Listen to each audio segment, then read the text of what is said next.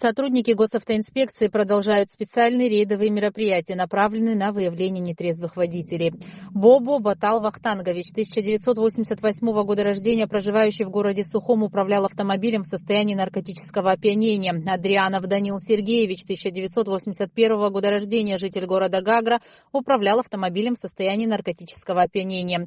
Чан Багерт Геннадьевич, 1981 года рождения, проживающий в городе Сухом, управлял автомобилем в алкогольном опьянении. Константинова Екатерина Александровна, 1984 года рождения, жительница города Санкт-Петербург, управляла автомобилем в алкогольном опьянении. Лабахо Мирон Тимурович, 1994 года рождения, проживающий в городе Сухом, управлял автомобилем в алкогольном опьянении.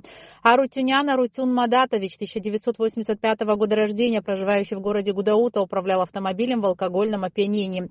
Лолу Руслан Тенгизович, 1985 года рождения, проживающий в городе Гагра, управлял автомобилем в алкогольном опьянении. Каримов Равшан Бахулаглы, 1982 года рождения, проживающий в городе Сухом, управлял автомобилем в алкогольном опьянении. Гасашвили Цезарь Сосуевич, 1992 года рождения, проживающий в городе Гал, управлял автомобилем в алкогольном опьянении. Цвижба Дауд Бесланович, 2006 года рождения, проживающий в городе Сухом, управлял автомобилем в алкогольном опьянении.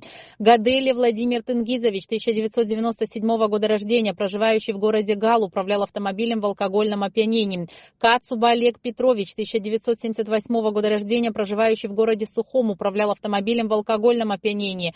Балабанян Эдгар Аганесович, 1994 года рождения, житель Гагрского района, управлял автомобилем в алкогольном опьянении. Квициня Денис Львович, 1986 года рождения, проживающий в городе Сухом, управлял автомобилем в алкогольном опьянении.